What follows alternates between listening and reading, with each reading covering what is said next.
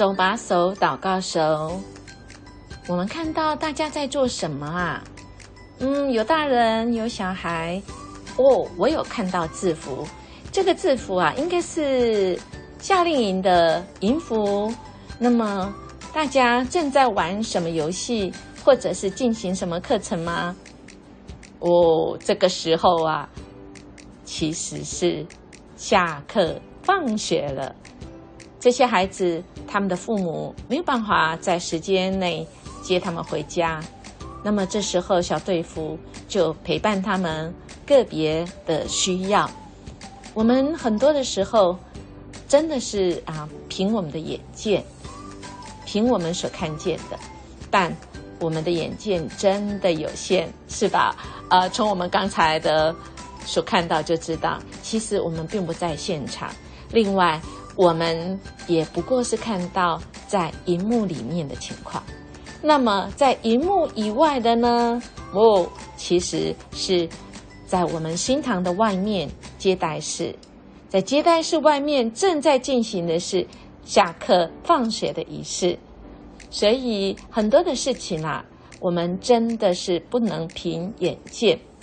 那我们要凭什么呢？我们要凭对上帝的信心，以及上帝对我们的信心。这个只是一个小的画面。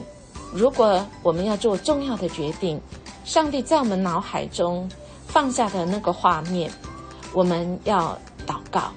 祷告说，主啊，你帮助我，主让我所看到这些的画面，用你的话跟你的灵，我仔细来倾听你要告诉我的是什么事，而我不凭自己的感觉，不凭自己的眼睛亲眼所看见的不是我们自己不可信，乃是我们有太多我们过去的经验。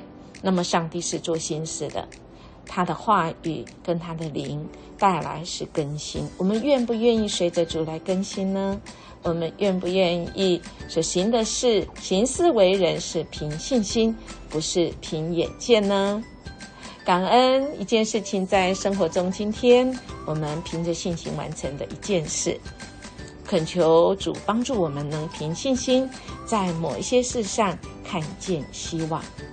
家庭也一样，我们凭着信心，对上帝的信心，度过哪一个困难难关呢？